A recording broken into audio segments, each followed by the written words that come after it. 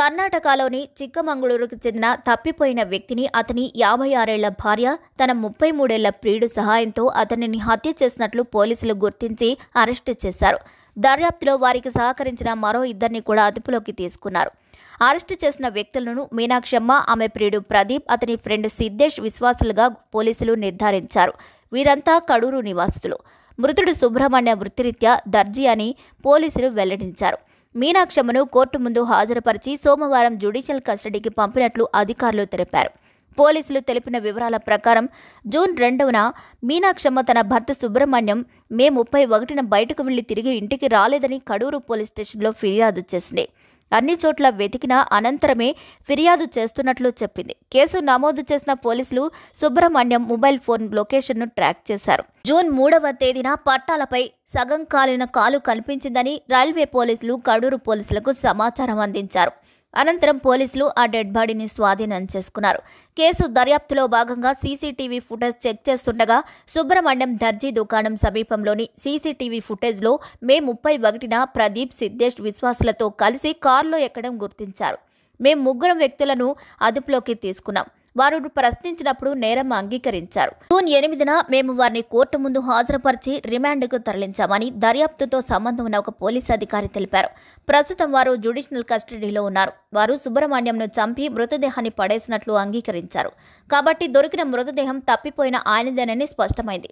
దర్యాప్తు సాగుతున్న కొద్దీ ప్రదీప్, మీనాక్షమ్మ మధ్య సంబంధం ఉందని మేము గ్రహించాము. కానీ ఇందుకు స్పష్టత ఇచ్చే ఆధారాలు లేవు అని అధికారి తెలిపారు. తన భర్త మరణ వార్త తెలుసుకున్న మీనాక్షమ్మ తీవ్రంగా ఏడుస్తూ భరించలేని బాధలో ఉన్నట్లు అనిపించింది. మేము ఆమెను మొదట్లో అనుమానించలేదు. కానీ ప్రదీప్ అతని స్నేహితులను మా స్టైల్లో ప్రశ్నించినప్పుడు ఆమె ప్రమేయం బయటపడింది. అయితే ప్రదీప్ వాంగ్మూలం తప్ప ఆమెను అరెస్ట్ చేయడానికి మా వద్ద ఎటువంటి ఆధారాలు లేవు. మేము ఆమెను చాలాసార్లు ప్రశ్నించాం. కానీ ఆ సమయంలో ఆమె హత్యలో తన పాత్ర లేదని ఖండించింది అని పోలీసు అధికారి వెల్లడించారు. మీనాక్షమ్మ, ప్రదీప్ల కాల్ డీటెయిల్స్ రికార్డ్స్ ప్రకారం గత 6 నెలలుగా వారు ఎటువంటి ఫోన్ కాల్ మాట్లాడుకోలేదని తేలింది. అయితే మీనాక్షమ్మ తరచుగా ఒక నంబర్కు ఫోన్లు మెసేజ్ చేయడానికి పోలీసులు గుర్తించారు. ఆ నంబర్ ఎవరిది అని ఎంక్వైరీ చేయగా ప్రదీప్ తల్లి పేరు మీద రిజిస్టర్ అయిందని తేలింది. సాంకేతిక దర్యాప్తులో ప్రదీప్ ఆ సిమ్ కార్డును ఉపయోగించినట్లు తేలింది.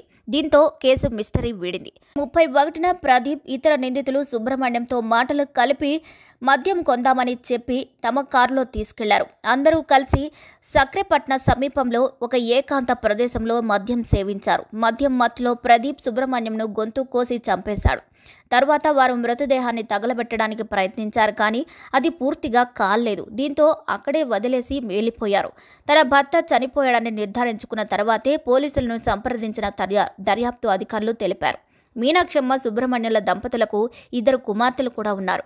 వారికి వివాహాలయ్యాయి. వారికి మనవళ్లు కూడా ఉన్నారు. 4 సంవత్సరాల క్రితం ఆమెకు దర్జీ వృత్తితోనే ఉన్న ప్రదీప్తో పరిచయం ఏర్పడింది. ఇక ఆ పరిచయం సన్నిహిత సంబంధానికి దారితీసింది. అయితే సుబ్రహ్మణ్యంకు ఆ విషయం తెలియడంతో తమ బంధానికి అడ్డు రాకూడదని మీనాక్షమ్మ అతన్ని అంతమొందించాలనుకుంది. దీంతో ప్రియుడు ప్రదీప్ సాయంతో భర్తను హత్య చేయించిందని పోలీసులు తేల్చారు. మరి ఈ వీడియోపై మీరేమనుకుంటున్నారో కామెంట్ ద్వారా తెలియచేయండి. మరిన్ని అప్డేట్స్ కోసం మా ఛానల్ని లైక్ చేయండి, షేర్ చేయండి, సబ్స్క్రైబ్ చేయండి.